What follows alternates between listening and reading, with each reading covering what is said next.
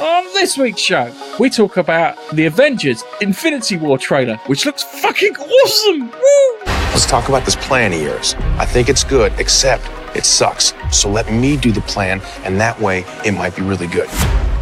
Wow. And we talk about The Walking Dead latest episodes and where we do or do not like what is happening. Carl's dead. Ain't nobody got time for that. Ain't nobody got time for that. And I droned on about drones. Stay tuned.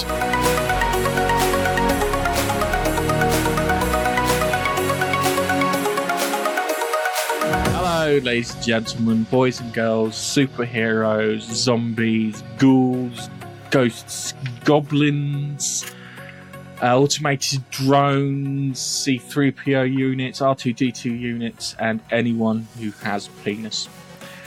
It's this week's Monkey Nut Punch podcast! And in this episode, I'm joined by a man who I can describe as having a head suitable for child headphones quite comfortably. It's Nigel. It's not that comfortable. It is a bit of a squeeze. But It looks really fucking mad seeing you wearing those Smiggle headphones. Yes, that'll teach me for leaving my headphones at work. And a man banned from spying on his neighbours with a drone, especially when they're in the bath.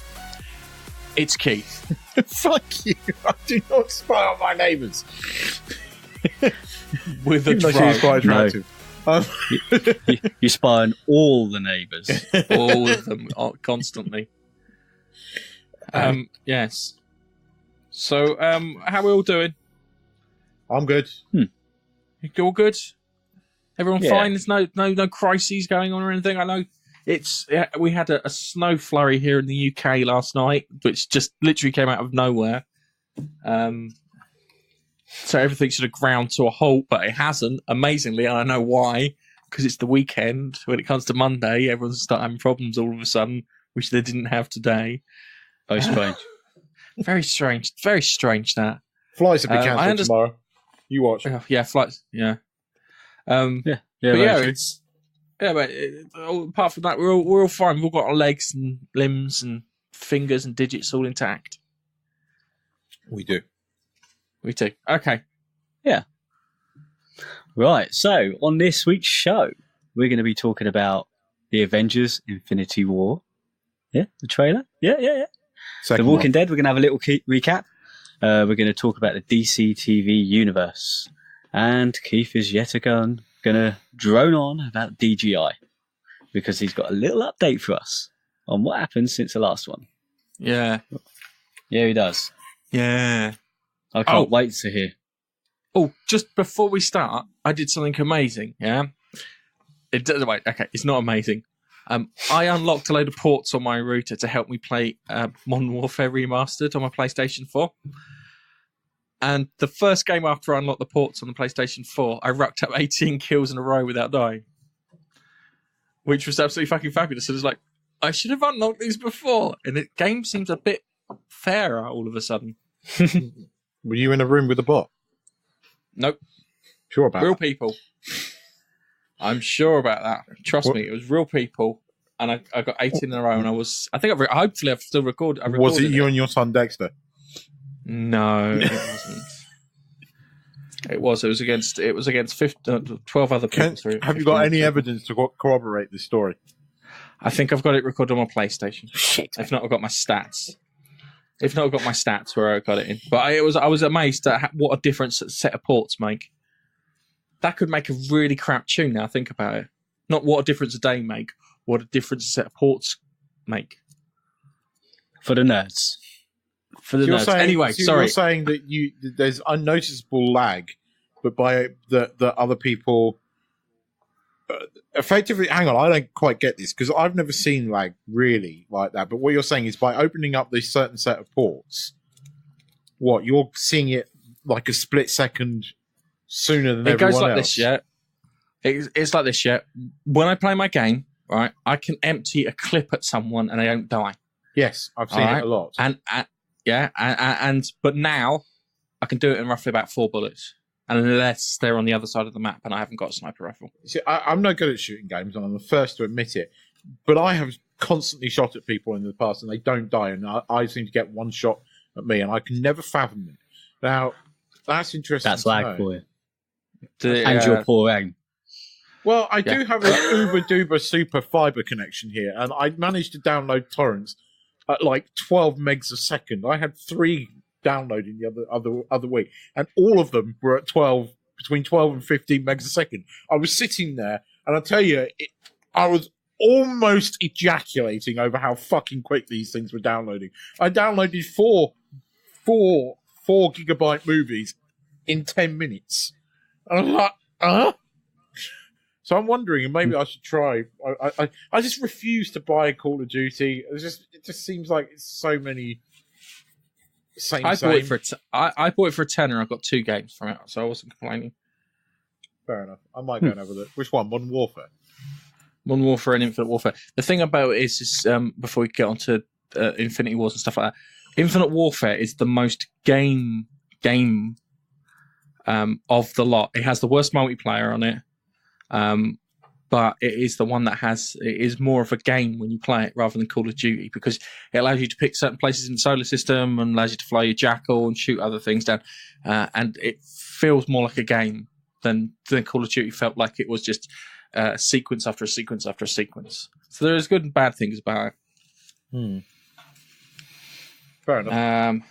Anyway, let's get onto the Infinity War trailer, because it was massive, and I rudely interrupted Nigel because I just wanted to get something out in the air before we started.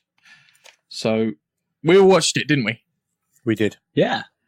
We all watched it, and it looks extra awesome now. They dolloped a lot of awesome sauce on top of that. So they seemed to throw in a hell of a lot of Wakanda in there. Do you think that might have anything to do a last-minute change, considering how much Black Panther has made? No, not at all. Not at all. I think that was a complete marketing ploy. I think somebody at the very last minute went, put more Wakanda in there. Put more Wakanda in there. It's just made $1 billion fucking dollars. No, I think that the whole plan was to be the way it was, and the reason the Black Panther film came out is so they could have the Infinity Wars near it. I think it's the other way around. I think that the Black Panther film services Avengers Infinity War. Possibly. Yeah, and that's the whole point to it. But there was some things that I noticed in it. But it seems to be that the guys are kind of split up into like 3 teams. So you've got what I all refer to as the Rogue or Dark Avengers in Wakanda, made up of Black Panther, Bucky Barnes, Captain America, Winter Soldier. I already said that. Who's Scarlett Johansson's character again? Black Widow. Black Widow, who's now sporting what looks like very white hair. Yeah, because they're all gone underground, hasn't it? We'll grow a beard, go blonde, good point. that sort of thing. Yeah, so they've all gone underground. And then you've got the New York team, which looks like it's Doctor Strange, Peter Parker, Bruce Banner, the librarian from Doctor Strange, and Doctor Strange himself. And Iron Man. So did I say Bruce Banner or Tony Stark? You said Bruce Go crazy. Bruce Banner. Okay. Oh, he's there too. There's so many fucking people in this film. and then you got a third team, which comprised of Rocket Raccoon, Groot, and Thor. So, well, we know the movie starts with them finding Thor floating in space. So the Guardians of the Galaxy find Thor floating in space. That was the footage that we've never seen that was shown at Comic-Con last year. So we know that's how the movie opens. She shouldn't have seen, but we did. But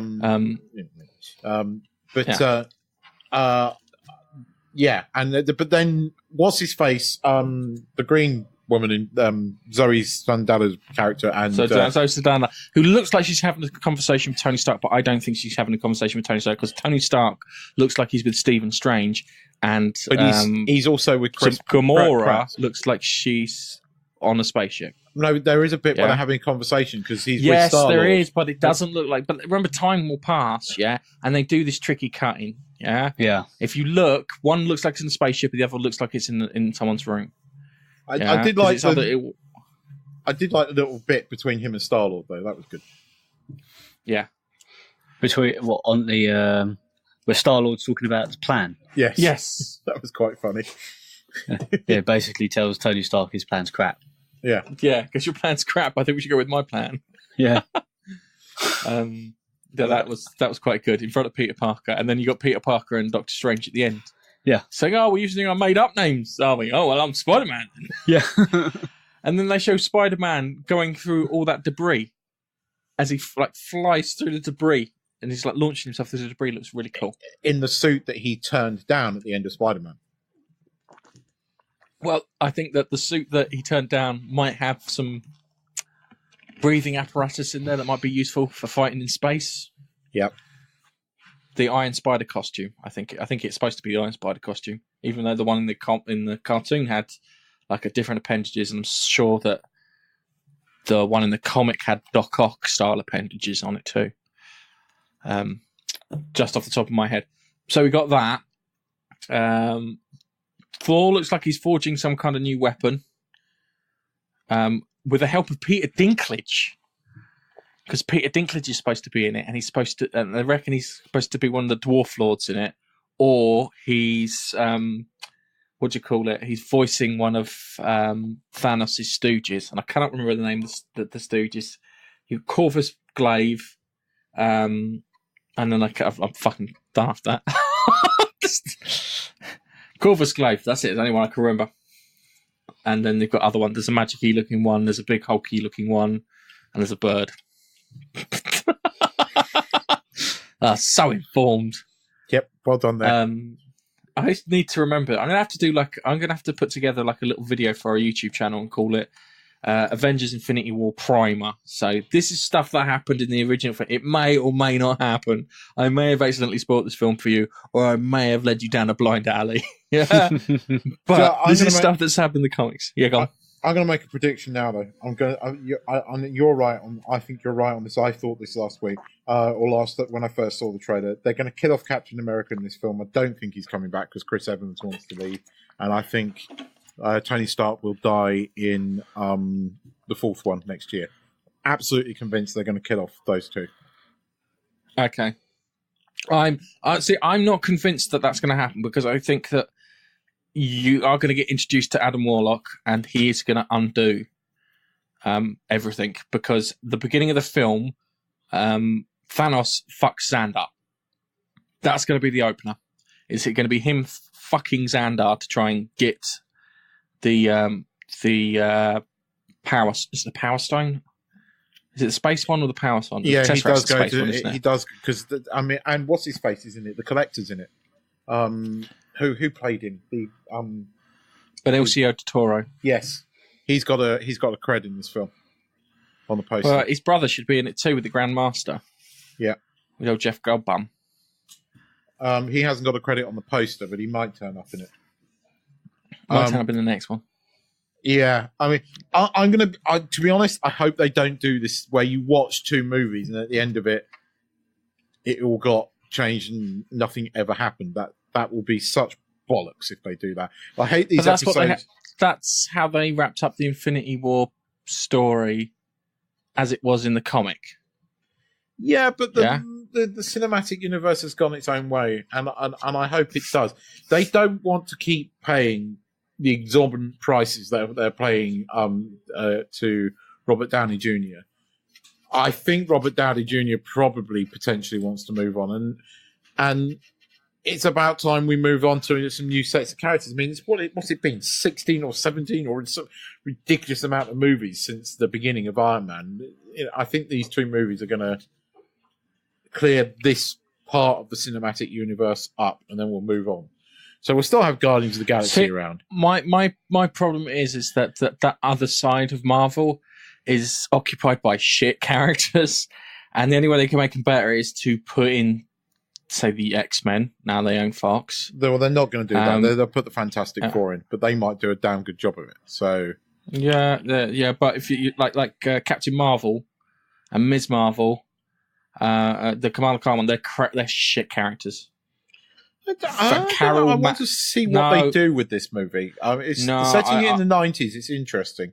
I want to see what they do with this film. And it's got Samuel L. Jackson in it. It's got Samuel Jackson. Samuel Jackson.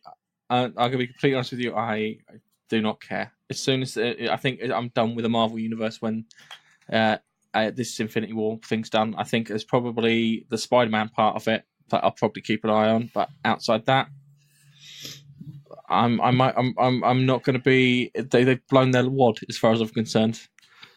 We've had. They come all over your face, Gareth. Is that what you're essentially saying? They've had their money shot. They've been. It's like this. They've been wanking me off for the last 2008. Yeah, right. And it's isn't it a bit sore then? And it's time for me to blow my spuds. So I've got like kind of since 2008 build up of jizz to shoot out. Little bit of chafing now, I think. Oh, they used lube. They were very pleasant.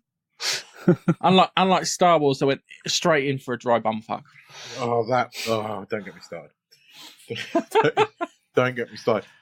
Suffice it to say, this trailer did the job it was meant to. It kind of went, oh, this looks awesome, and it's done what it's meant to do. It's ramped up the excitement.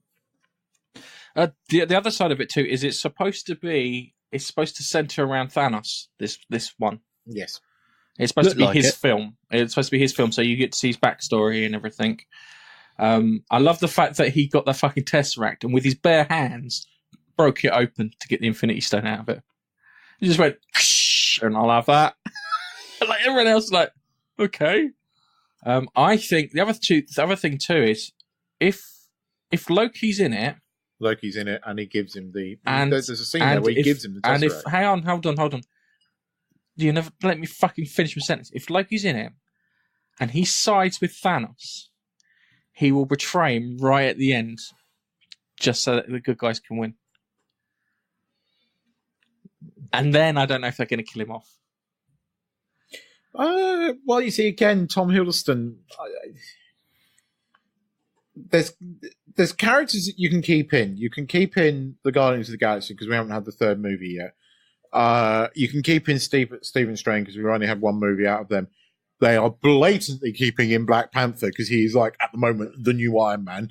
There are a very small amount of Marvel movies with single characters that have made over $1 billion. In fact, I think only Iron Man and the third Captain America film did it. I think worldwide you might be wrong. Iron Man 3 made over $1 billion. Captain America Civil War made over $1 billion. Avengers 1 and 2 made over $1 billion. And I think that is it. No, I think there's more than that. I'm sure there's more than that. I'm sure that every film that Robert Downey Jr. has been in has made over $1 billion. Spider-Man didn't. Worldwide it did in the end. No, it didn't. Spider-Man didn't top the $1 billion mark. Are you sure? Yep. You still owe me a T-shirt. I know, and I'm getting it for you. The last movie, single Marvel movie, proper single character movie was Iron Man 3. Civil War did do it, but Civil War, although it was badged as a Captain America movie, it's hardly a Captain America movie. It was Avengers 2.5, effectively. Okay. And Black Panther has done it. I think it deserves it. I liked Black Panther quite a lot. Did you? Yeah. I haven't watched it because people started involving politics with it, and this is my general now. When you start putting politics in there, I'm out straight away now because that's an example. I'll watch it on Blu-ray or whatever when it comes out, but I'll just avoid it until then because I don't want to get caught up in that thing. I abstain from that shite. Anyway, we've been rabbiting on about this for quite a bit, so I think we should move on. Sorry. Anyway, there was one other thing. I said Peter Dinklage, didn't I? Yes, Dinklage is in it. Have you? Dinklage. They gave away that Thor gets a new axe, yeah, and part of the axe is a bit of Groot. Really? Yeah. Have a look at the toy. Go and have a quick Google. Interesting. I know he's meant to be forging. Yeah, I think some toy got thing and he's meant to have gone to the forge to forge a new weapon. So That's going to be quite cool. And the other thing too is you've got Bruce Banner in the Hulkbuster armor. Yes. Which is going to be interesting because they're going to beat the shit out of him while he's Bruce Banner, and then he's going to burst out as a Hulk. It's going to be quite funny seeing that because he has that satellite that follows him around everywhere where he goes. So, anyway, let's talk about what we're going to talk about. Walking Dead, was it? Yes. No. Yes. Yeah, Okay, The Walking Dead. All right, so let's. How have you felt about this season, the first half and the second half, Nigel? Because I've got some choice words because I'm. First half of the season, let me think. Not really much happened, did it? They did the assault. No, they killed loads of people. They did the assault, didn't they? Across the board, taking out all the outposts and blockading the saviours in their compound, didn't they? To stop them getting out and saving them, basically saving their outposts and whatnot. So bits, stuff happened. It was good that they started taking the fight to them. But you said this to me. How do you feel about their numbers, the saviours? Yeah. That thing's kind of pissed me off because we watched that first half of the series, and it was like kind of, they're taking out this outpost. There seems to be about 25 people at this outpost. There seems to be 25 people in this large patrol here. This hit, that, and they seem to have wiped out about 300 and something people in total. But somehow they're still outnumbered by the saviours, which I don't fucking get. Because if that's the case, then he must have like 1,000 people living in that factory he's got. Or he's got to have 1,000 people. 1,000 people living in the outpost, in his compound and in surrounding outposts. But as you say, there's 20 to 30 people per compound. I would turn around. Yeah, but when they first came across them, they took out about 50 of them at the satellite. They did, didn't they? And then they went again and took another 50 out at the satellite. Yeah? Yeah. And then they captured 30. They captured 39 of them, which they killed one off and sent his body to Negan. Yes, they did, yeah. All right. And then Rick's wiped a load out. And then the Kingdom, cleared out 3 fucking outposts. They did. And then after that, the people who then turned up for the Kingdom, took out, got taken out by bloody, I was going to call him Barry then. Morgan. Barry. And Carol. Yeah, Morgan and Carol. They literally wiped all of them out. There was nobody left. And it's where is he getting all these fucking people from? I'm sorry, that's the bit that's getting to me. It's I'm sorry, he should be down to a few fucking people. Because last time I checked, he was in the outpost, he had 15 to 11 men. Yeah. In his outpost. Where the fuck have the rest come from? I'm sorry, it's just bullshit. Yeah, maybe I should do a thing and go through and count all the people that fucking have been in it. That's something that's bugged me for more than a season now. I think I mentioned it to you before. We may have even said it on the podcast before, that they've taken out all these people, and yet somehow they click their fingers and they've got more. I don't understand it. I literally can't understand it. How can you wipe out all these people and still have more? It is ridiculous. Well, they did answer your... Yeah, nice. They did answer your age-old question, where it's the case of why can't they fucking shoot humans easier? And they did start shooting humans easier. They did start to, yeah. Apart from Negan. Apart from Negan, of course. Because somehow he's got this bubble around him that makes people shoot incorrectly. It's called plot armor. Yeah, plot armor. That's the one. He doesn't even get injured. He doesn't even get shot in the arm or the leg or, nothing happens to Negan. Whereas the characters we know and sort of love, like Rick, he takes punishment. He gets hit. He gets all that sort. I think shit's happened to Michonne, and just look at. I wouldn't call Gabriel someone you love. He's the most I don't think he's a worthwhile character. I think he's the luckiest character, and somehow he's surviving. I think they're trying to.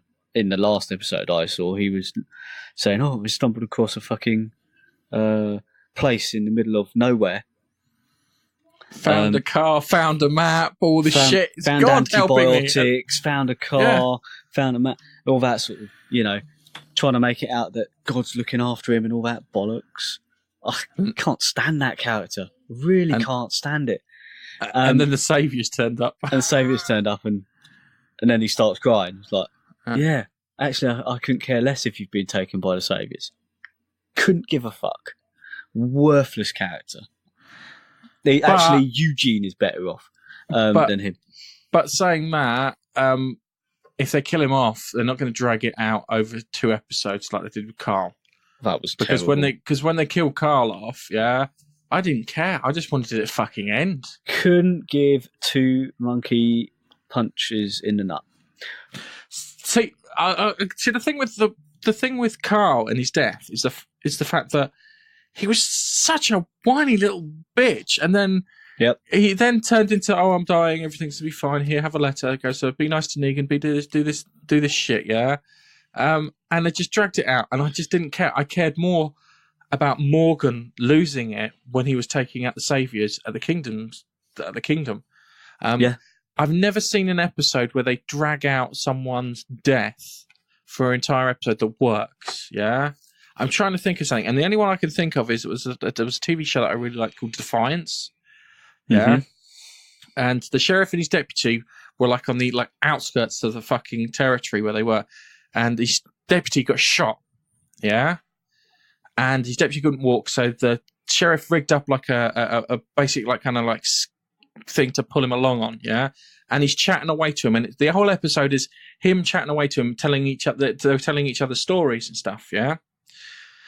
And it's really bad because it gets towards the end of it, because you think the way they put it across is you think he's going to survive, and he literally gets to the gates and he turns around and looks at him, and you kind of got the idea that he hadn't looked at him for an hour or so because he'd been dead, and that kind of worked on an emotional level. Yes, because usually when you watch these TV shows and shit like that happens, they get back and they live, but they pulled the rug out from under you and said, "No, he's dead." They did do something that Walking Dead did drag out somebody's death for the entire episode. Yeah. God, what was her name? Oh, Tyrone. Is it Tyrone? Or Tyrese? Oh, what's the one in the coffin? Yes. No, that wasn't. Because they showed her at the start of the episode in the coffin, looking all pale and fucked and looking like she was dying. And then they kept flashbacking a little bit with her and throughout the episode. That was the only one I could feel actually worked a bit because it had a purpose. Her purpose was to surprise the fuck out of Negan. So, that one worked. But Carl, whiny little bitch, deserved to die. Worthless character. Almost as worthless as Gabriel. Let's be honest. The only thing with Carl was the fact that in Carl surviving, you kind of saw a future for the group, if that made sense. If Carl survived, you could have it so The Walking Dead ended, and then it could be 40 years in the future, and you could have the Andrew Lincoln pretending to be Carl with one eye, roaming the zombie Badlands or something like that.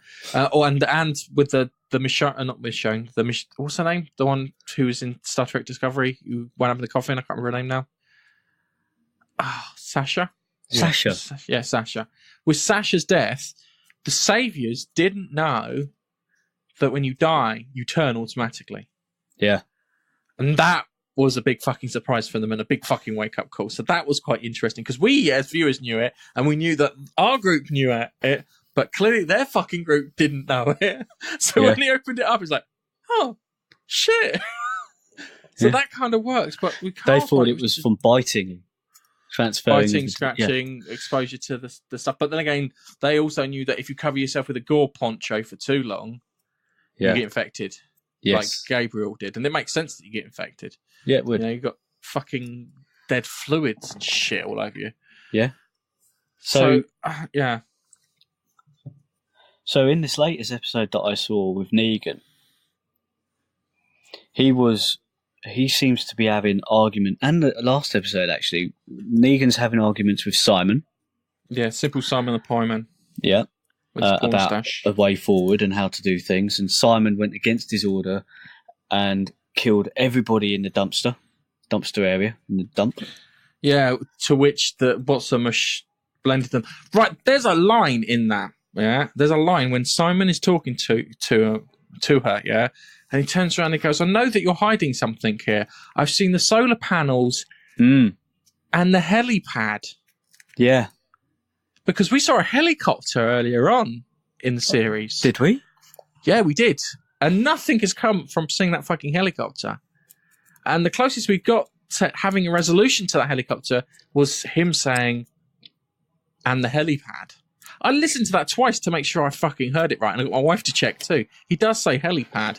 He may have been intended to say something else, but he says helipad.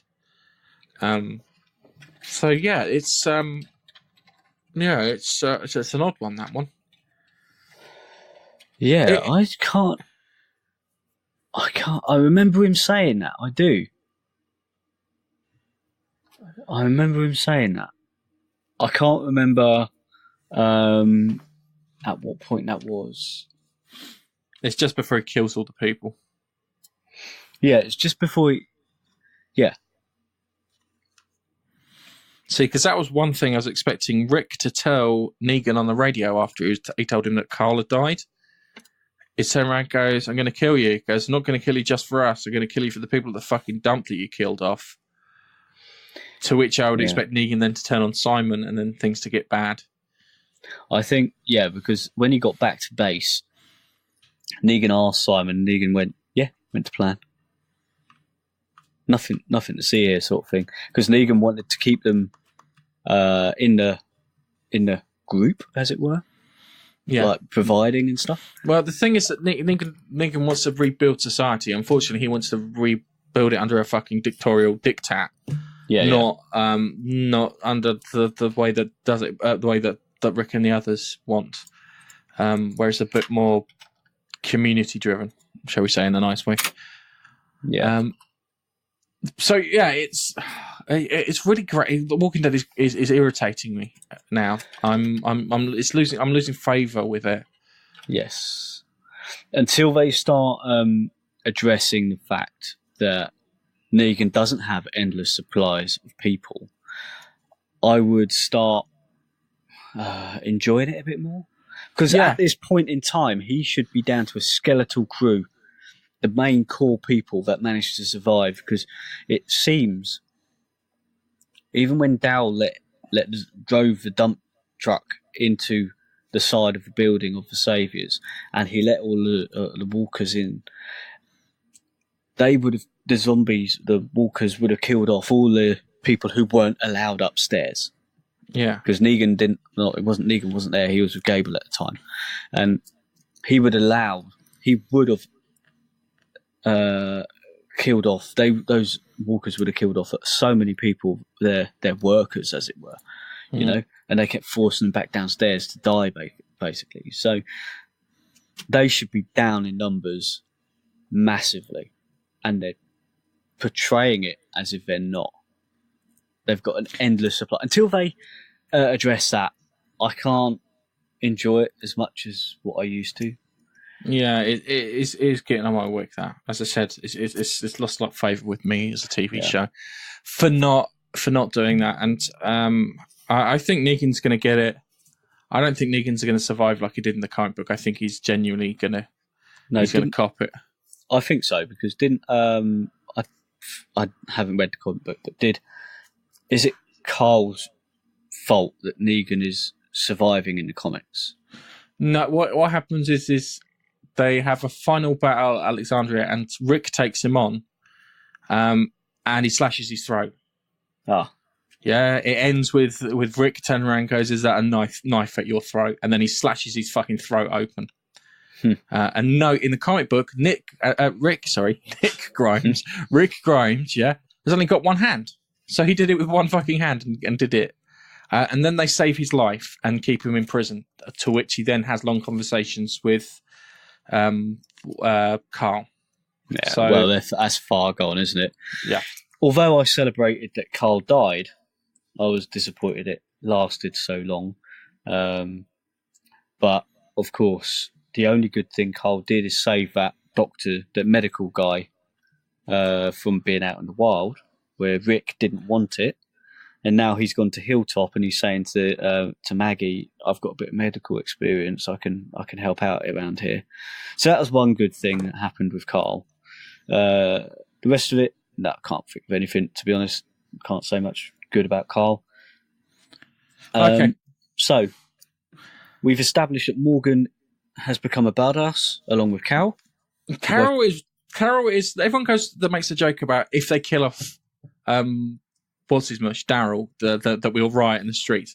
I'll riot if they kill a fucking Carol, because Carol's the only character I like. Even when she has a fucking down spell, because it makes her she's an interesting character and she's not fucking helpless, which I really enjoy.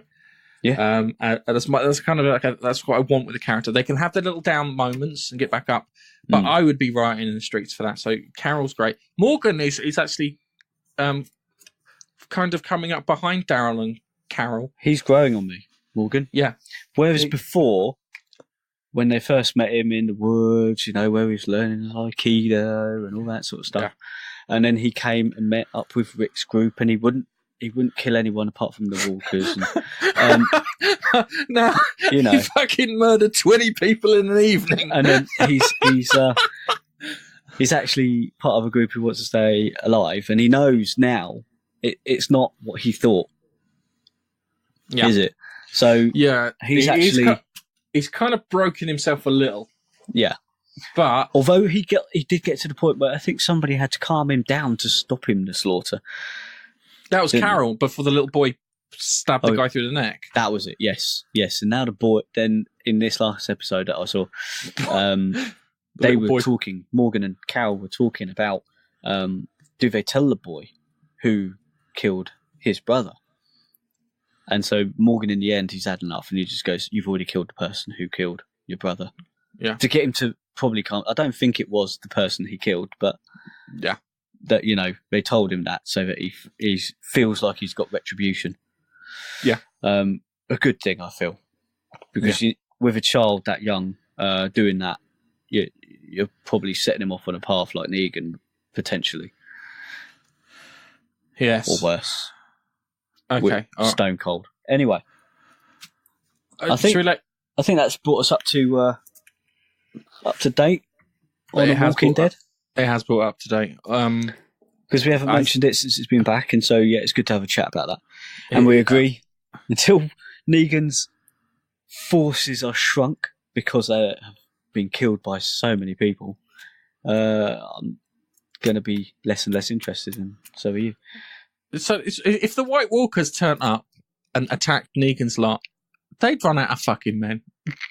And considering the White Walkers can turn the people they kill into White Walkers, that's a big fucking task, isn't it? Are we confusing Game of Thrones and Walking Dead here? No, I'm just saying if we were to cross the two over, and you had the White Walkers, Negan still would have more men. He would still have more men flowing in from somewhere to kill them. Yeah, with guns.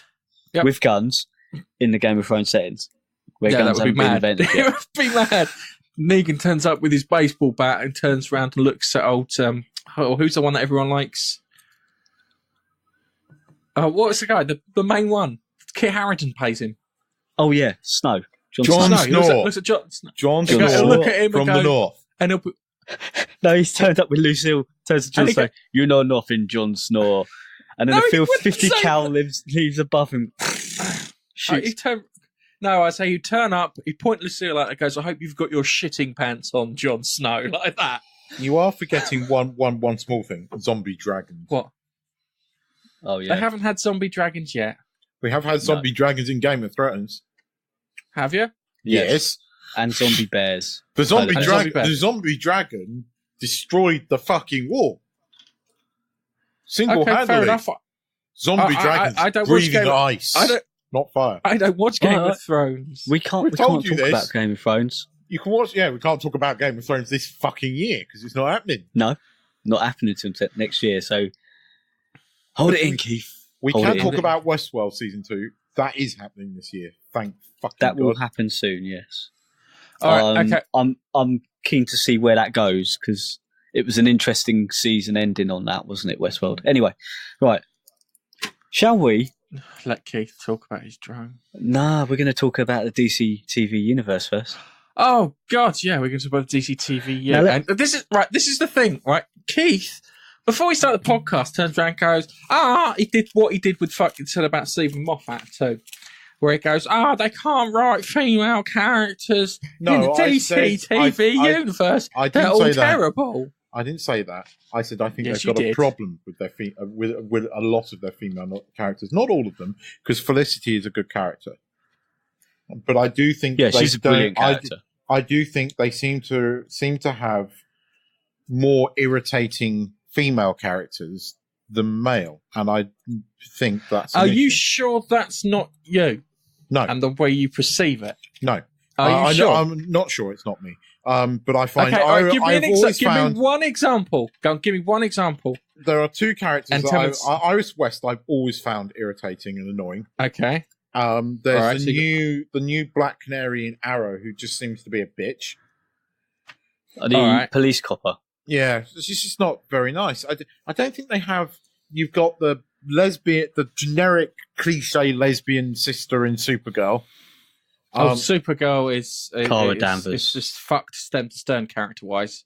Yeah, because you look at the Martian Manhunter. The Martian Manhunter is quite an interesting character in the story. Yeah, they've kind of boiled him down to a fucking cliche. They've made him refugee man.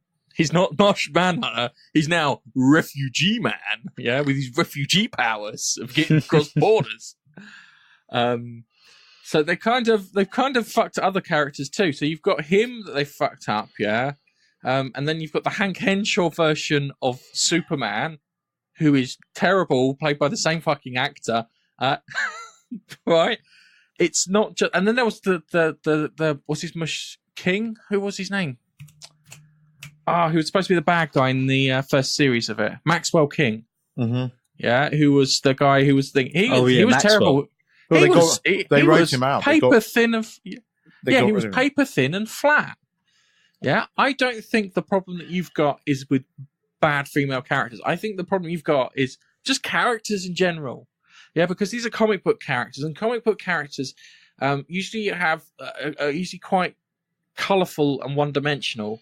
And then trying to translate that through into a TV series is quite hard. I'll give you an example. The Punisher is quite a fucking hard character to put across because he's all about the fucking revenge. As soon as you get the revenge element over and done with, and you get that satisfaction and payoff from that, Punishers are a little more difficult to come across. That if you compare all the Marvel series on Netflix, Punisher probably comes out on top.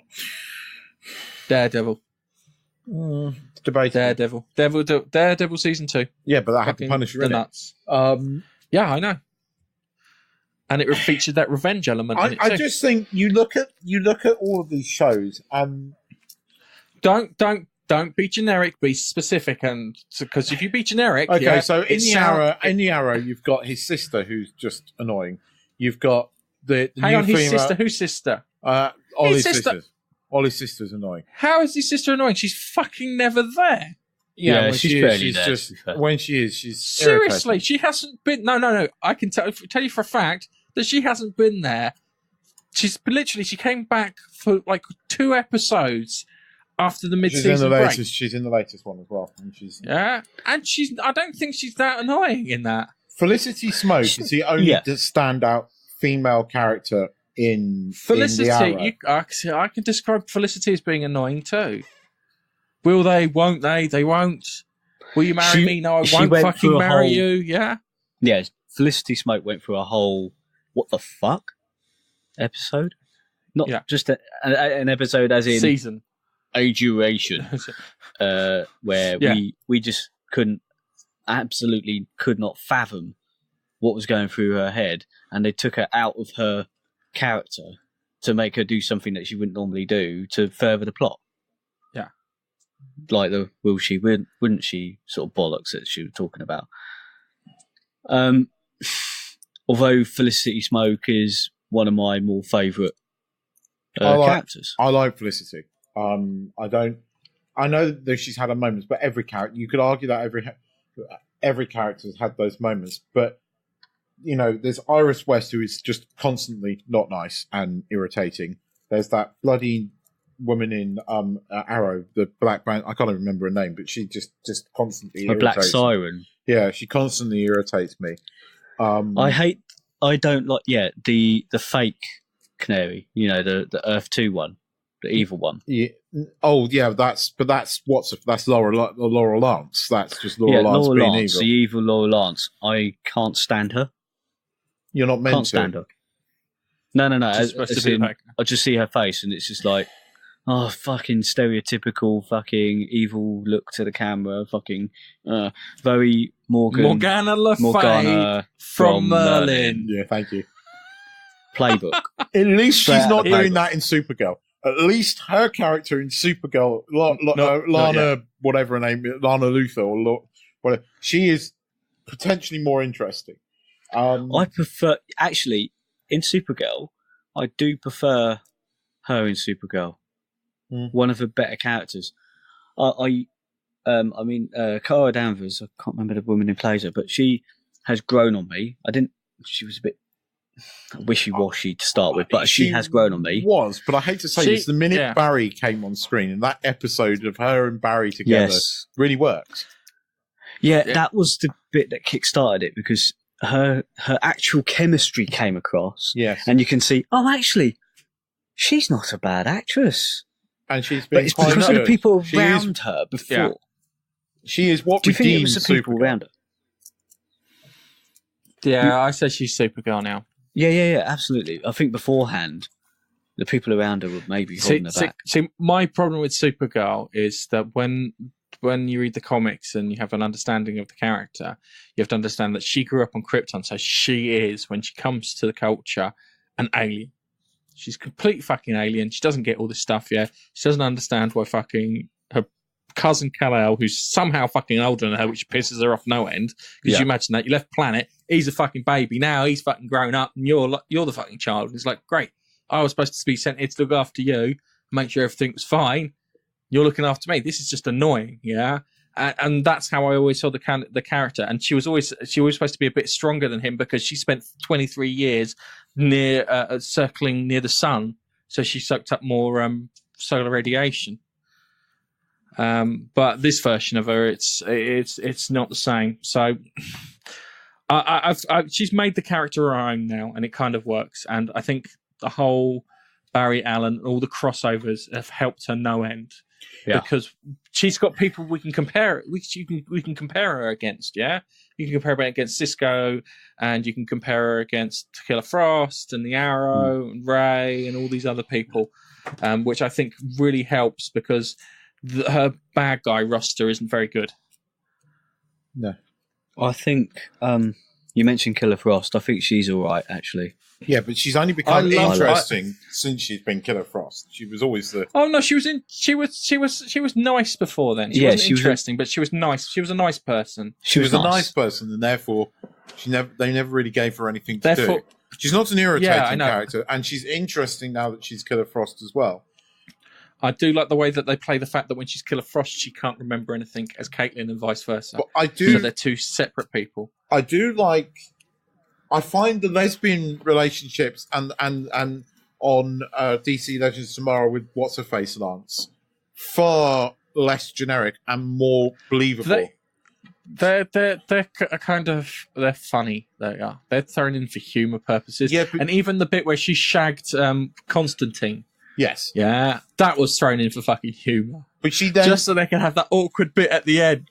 Where it's like, yeah, cheers for the help. Well, okay, sorry, you haven't seen this yet, but in Legends of Tomorrow, they're going up against like a magic entity called Mollusk or Moloch or whatever. So they can get John Constantine to help because he's the master of magic. He's their version of Doctor Strange. And he comes on board, and they go back in time to try and help this little girl who turns out to be Damien Dark's daughter. So they go back in time to try and help her out and whatnot. Anyway, they go down to a basement where they're getting attacked by this thing. Anyway, he manages to ward the thing off, and then they shag. And it gets to the end of it, and he turns around and goes, "Yeah, thanks for all the help," like that. Not delivered like that. On a side note, to White Canary. Hang on, What? no, Oh, keep gob right. shut for a moment, Keith. Right? He goes, "Oh, thank you for all the help," and she goes, "Yeah." And shoots for the shag as he's leaving, and goes, and he just kind of, does like a little shrug, and he goes, "Welcome." Yeah, because she slept with Supergirl's sister. Sister, yes. Oh. It just turned into a right fucking slut. Yeah. It's an awful thing to say. It is funny, and it does entertain me, though. you sorry to worked say. out who the voice of Mollusk is, haven't you? No, I haven't worked out the voice of Mollusk because I haven't been paying attention. I'll be You don't honest know with you. who's going to be playing him, the voice of him. Who's going to be playing him? Tell me. It's the Doctor out of Fringe. The old guy who was in league with Mollusk in Sleepy Hollow. There's Moloch, who's in Legends of Tomorrow, and Mollusk, who's one of the demons in Sleepy Hollow, there you go. who he was in league with. He was in Lord of the Rings as well, wasn't he? And Yes. but anyway, That's where I he got find his the break from. lesbian relationship with her and the Time Bureau woman more interesting and less cliche and more believable. And the thing is, the Blanty universe does seem to like to just shout out how inclusive it is, but every other relationship seems to be a gay relationship, or something. You've got Captain Cold who's come back and ended up being a gay. But Captain Cold and Ray were the worst. It was I'm super gay. Thanks for F. Yeah, but the I actor thought it who was fucking plays terrible. Ray is gay. Russell Tovey is gay. Yeah, I know, but still, you don't have to do "I'm super gay, thanks for asking" when you put these Yeah, relationships. but- Oh, was that the Hollywood- crossover one? It's a Yeah, Hollywood. that was a crossover one with Ray, who was named Ray. It's 'cause a he could Hollywood be a thing Ray at of the light. moment, though, isn't it? I mean, because every other director's gay and every other casting agent seems to be gay in Hollywood at the moment, and it's all. Yeah, I don't know.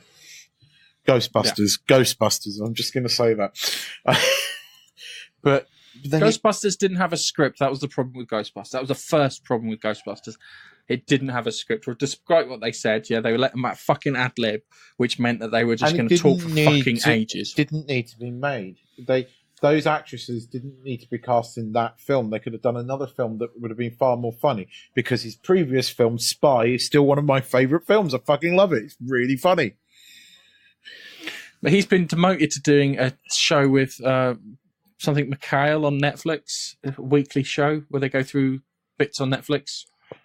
Have you seen it? No. They took the piss. The first episode was quite funny because they had the guy who played Luke Cage outside. I think he was offering back rubs and stuff. The guy's like, I'm just waiting for the next series of Luke Cage to air. Just keep myself busy, Fair enough. which was quite entertaining. So yeah, and Paul Feig's in that. He's really irritating in that, actually. Wouldn't surprise me. But going back to the thing, I don't think I don't think it's a problem with the female characters. I think it's a problem with characters in Black general. Lightning. What? The wife in Black Lightning. How fucking bitchy is she and selfish? Oh, don't be Black Lightning. Don't be Black Lightning. Don't save everybody. Don't use your Yeah, Shut up, bitch. Hang on. No. Stop. She might be onto something, which I'll only get revealed later, because she turned around and said that it was addictive, yeah? And then you've got this green lightning drug that they're all taking, Yeah, this is true. which is making their brains behave the same way his brain is behaving. I have to say, I'm warming to Black Lightning as every episode. The one thing I really do like about it is it's not doing Monster of the Week. It's doing a serialized story, which I really quite like. I like the main guy who plays Black Lightning. I do. He's really charismatic, and I hope that they do a crossover with him and the others. I find his 'cause daughters that would be good. the stories around his daughters interesting, and her I development. hated the fact that they did the whole Charlottesville thing with the statue. That was fucking terrible. There's a few things that irritate me in there. Like, every white middle-aged copper apparently is racist. Every one of them that's featured in there. The dodgy copper in the thing. He's a middle-aged white guy. The copper at the beginning that you know, suddenly developed racism. Every copper that seems to be in there, there are a few cliches in there that knock it down several pegs that I'm beginning to find irritating. You know, they are irritating, but I think if you just take your personal glasses off and say that you were seeing this from the perspective of a black person, maybe you're not seeing the world as it is, but you're seeing it is from their perspective, if that makes sense. So then the coppers that you see, the white ones, aren't racist, but from that person's perspective, they're perceived as racist. Do you know what I mean? And it makes a bit more sense when you look at it that way. But the downside is that then portrays black people as having a chip on their shoulder about racism and authority. Well, because it then becomes a different message. It does seem to rely on the cliches. You know, when they got pulled over right at the beginning, and they seem to be given more jip, even though you kind of look at it and go, "Well, just don't give an American cop a fucking jip when they pull you over. Just don't do it. It's not worth it." And, yes, sir. No, sir. What do I do, sir? The captain happens to be white and is dodgy. I'm not. I don't. Yeah, you're possibly right, and I'm not jumping on. Oh, we're being persecuted and everything. It just seems to be. It seems to be cliches. It's something I've seen before. Do you know what I mean? What you need to do is you need to listen to what he says to his daughters and stuff, because he always says the right thing and he tells them how to behave in the right way, even though he'll have some off-color remarks here and there. He always tells them the right way to behave, and I think that's good. I actually think that's a message. I do think black people, especially in the States, seem to have a real chip on their shoulder. Yeah, and that chip, I think, is holding them back as a group. And if they lose that whole kind of thing, because if you look at Chinese people in the States and you look at fucking Indian people in the States, yeah, Chinese people should have a chip equal to that of black people, considering what they did with the fucking railroads and stuff, yeah? Yeah. There are Chinese people getting detonated, yeah? They're doing fine. Do you know why? Because they took the chip off their shoulder and got on with it. Maybe that's something that needs to happen. They are doing fine, but Hollywood is still biased to them. I mean, you look at what they did casting that Hellboy 3 casting fiasco, where they cast a white guy for an Asian character, where, I mean, that one I agree with. I didn't agree with the Iron Fist one, because Iron Fist was always a white guy. And it really wasn't about diversity. That's who the character was. You could argue that character was born out of racism and blah, blah, blah. It's a different argument. But I thought the Hellboy one was atrocious, actually. And I'm glad that they corrected that. But they only corrected it after the backlash that they received from it. But the actor that was playing him, who pulled out, did the right thing. I'm not saying that I mean, in some respects, black people in America having a chip on their shoulder is justified, but it just seems that Black Lightning is rolling out tired cliches, and that's what I mean. It's not so. Yeah, but as I said, they are doing it. They roll out a tired cliche, and then the Black Lightning character Jefferson, whatever, I can't remember his surname now. He then says the right thing to do. Yeah. So it is kind of, this is the way the world is, and then he's the moral core compass. Yes, he is. And for me, that is the bit I do. That's the bit I do like about it. And that's the reason I like him. I like him as a character, is the fact that he turns around and says, "Look." I think it was the example was that he was talking about his kids that they've got like the tall puppy syndrome, where it's like someone pokes their head above the parapet, they get it fucking cut off. And it's only because they're jealous and this, that, and the other, and blah, blah, blah. And, you know, but you've got to let people shine. Which is something that's true. It's a case of, if someone's really good at something, let them fucking do it. Because that benefits us all, one way or another. Okay, they get paid more, blah, blah, blah, this, that, and the other. There are going to be people who are better than you at everything. And him saying that to his daughter in that episode, I think it worked for me, and I agree with you. Kind of thing I enjoy. But I agree with you. I completely agree with you on that. And I do like Black Lightning. I do. I like it. I like the format of it, and it's watchable and it's interesting, and I like Black Lightning. I think it's good. Okay, Nige. Have we got what else we got? We got Nige, Keith's drone. So what we need now is for Keith to give us a little update on what happened with his drone when he sent that off for testing, because it was hitting the ground rather than landing on the ground, wasn't it? Yeah, DJI claimed there was nothing wrong with it. Yeah. So it was sent back. DJI analysed the data, didn't look at the videos, didn't test flight. They just analysed the flight data, still claimed there was nothing wrong with it. At which point I threw a wobbly with the shop because I was saying, look, you've seen the videos, you've tested it yourself, there is something blatantly wrong with it. I can't talk to DJI because they won't talk to me, even though the drone is registered in my name with DJI. They have some stupid thing that because the dealer opened the case, they will only talk to the dealer.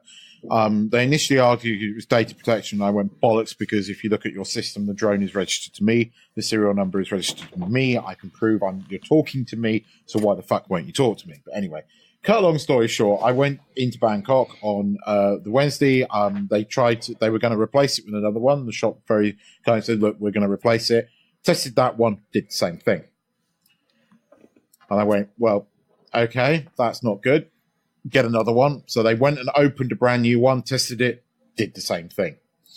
So it would appear there's a software issue with DJI drones, which none of the YouTubers seem to be picking up on. Every time I posted it, you get the forum Nazis, which you seem to get on all of these bloody forums, where they go, well, I never use return for home on my drone. It doesn't matter whether you fucking use it or not. It's a feature that they advertise, so it should fucking well work. Regardless of whether you use it or not, it should work. That's these people who are high and mighty, who know better than everyone else. So I came to the one thing DJI said was, oh, there's errors in the barometer, and it was reporting the wrong height. It kept doing this. So I said, it's designed around the Mavic system. Do me a favor, go and get a Mavic Pro, and we'll test that. And the Mavic Pro, lo and behold, did exactly the same thing in the fact that it landed safely, but it was still reporting the wrong height. But the minute they got the Mavic out and I started playing with the Mavic, the difference in the noise is unbelievable. It is just so much quieter. It's a deeper tone, so it doesn't sound like an annoying fucking mosquito batting around you. And the thing about the Mavic Air, even at 200 meters in the sky, which is 600 feet, you can really fucking hear it. I mean, you really can hear it. So there's no sort of like, if you wanted to do anything sort of wildlife-y filming, you ain't going to have a chance in hell with the Mavic Air. Whereas this Mavic Pro, it gets to 100 meters. And if you're not going up and down, you're just flying at level, you can't fucking hear it. You just can't. And if you can, it doesn't sound like that really irritating high-pitched sound that you get off a lot of drones. I mean, their other models all make a very similar sound, particularly whiny. So cut a long story short, I looked at the shot. Hold on. Right, you're talking about the whiny noise coming from your drone, because I can tell you there's another fucking whiny noise coming from you with regards to drones that we've had to stick up with. Fuck you. Anyway, cut a long story short, the shop saw the smile on my face when I was flying the Mavic Pro, and I don't know whether the shop did this on purpose, but I entered a raffle when I bought the drone, and I, lo and behold, after 3 weeks, won a free battery. And me and my wife was pretty sure the shop did this to try and shut me up. Anyway, they knew that I was suddenly quite interested in the Mavic Pro, and I'm not going to lie, I was. When I heard the difference in sound, and the Mavic Pro uses radio rather than Wi-Fi, so the signal is just spot on. Even at 2-3K, it's solid. We came to a deal, so I ended up paying an additional 70 quid. They gave me the Mavic Pro and then chucked in a load of accessories for free. So I got 2 sets of the low noise propellers. They gave me a slip bag, so when you're putting it in the case, the props don't get, because it's in the slip bag. They gave me a few other bits and pieces. So I've ended up with a Mavic Pro, and actually I'm very happy, because although the Mavic Air technically has some better features on it, like rear sensors and a few other bits and pieces, like it does video far better at 120 frames a second. The Mavic Pro, the footage at 120 frames a second or 100 frames a second looks god awful. the Mavic Air, it looked quite good. But the only time you're going to be doing that is if you're filming sports stuff and you want to do slow-mo. I don't really perceive the thing. So I've come to the conclusion, I'm going to keep Mavic Pro. I'm going to sell the Spark. I'm going to keep Mavic Pro. And when the Mavic Pro 2 comes out, I'll wait about 6 months for all the fucking issues to be cleaned up. Then I might sell the Mavic Pro and go and get the Mavic Pro 2. Because I would quite like all-round sensors. Because, you know, something that expensive, you want to be able to protect it. And if you're flying backwards or flying sideways or doing anything like that, it can't detect anything. Whereas the Mavic Air at least had that additional thing. But no, I've ended up with a drone. I'm very happy with it. So okay, is this the end of the droning on about drones? I'm going to make a video. I'm going to make a video and put it on YouTube highlighting what DJI seem to treat as normal behavior. Because the one thing DJI seem to do is when somebody makes a video that in any way makes them look bad, they respond. And you seem to be able to get more things. There's guys out there that have had 700 views on their channel, and DJI have reached out to them and given them freebies and tried to make them happy. So I'm going to make a video about this because I've got all the stuff, and I'm going to put it on YouTube and see what happens because it's not normal behavior. And I believe it's affecting all the Mavic Airs. And a 950-pound drone in the UK should not smack into the floor because that will do damage. And at the moment, DJI are blaming it on pilot error, which it fucking isn't. We can understand pilot error, me and Nige, can't we? When it comes to Keith controlling a drone. Yeah. Yeah, we understand that. So we're on board. Excuse me, I have only ever crashed one drone. And I did it because I was being a bit dumb and forgot to turn off the object avoidance and couldn't work out why the thing was flying backwards when I was trying to fly forwards. And of course, it smashed into a tree because I forgot to turn off the thing. But I've never crashed a drone. Okay. Can I just do one thing before we close this? I saw the trailer for the third series of The Expanse on YouTube, and I love the look of it. Oh, I was so excited. It covers the Caliban War story from the books, and they show them launching the proto-molecule soldiers at the Earth-Mars fleet, and also shows old Avasarala and Bobby in the Razorback as they're trying to escape. And it's weird because in my head I pictured the Razorback as being quite tight a ship, but in the thingy they've made it quite big. And because there's a bit in it where Bobby can't get into the chair, so she puts a power armor on and she rips the chair out and then just kind of like sits on the pole for the entire flight, which she says she found very fucking uncomfortable. Her and I can't remember his bloody name now. The pilot. What's the pilot? The one from Mariner Valley. Oh God, it's been a while since I've read them. I can't remember his name now. I'm having a memory right. I know exactly who you mean. Yeah.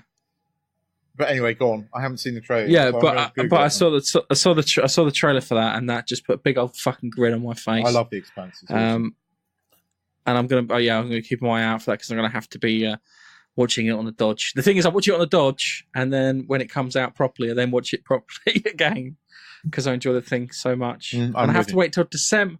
I have to wait for December until the next book. Yes, you do. Yes, you do. Which is a complete bitch. And I was desperate for it to come out. And I did the audiobooks to catch up quickly. And then when they released the new book, they released the audiobook on the same day. And I thought, fuck it, I'll keep the audiobooks going because I can do stuff. I don't have to stop. And they're fantastic. Did you catch the final episodes of Star Wars yet? The Rebels? Have you watched them yet?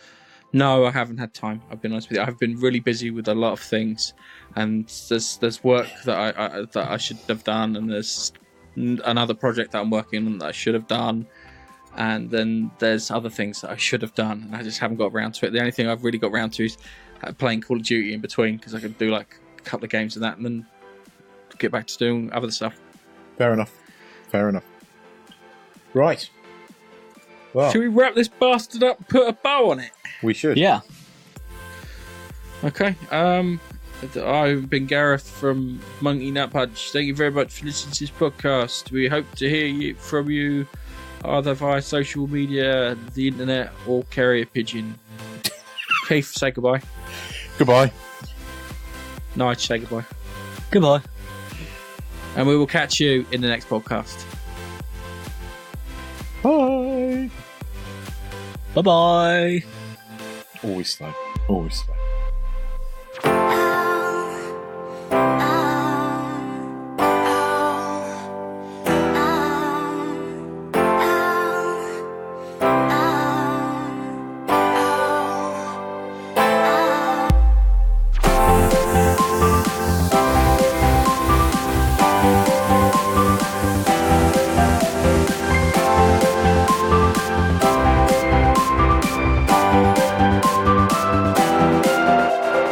Thanks for downloading the Monkey Nut Punch podcast. You can follow us on Twitter at Monkey Nut Punch. You can also find us on Facebook, facebook.com/Monkey Nut Punch.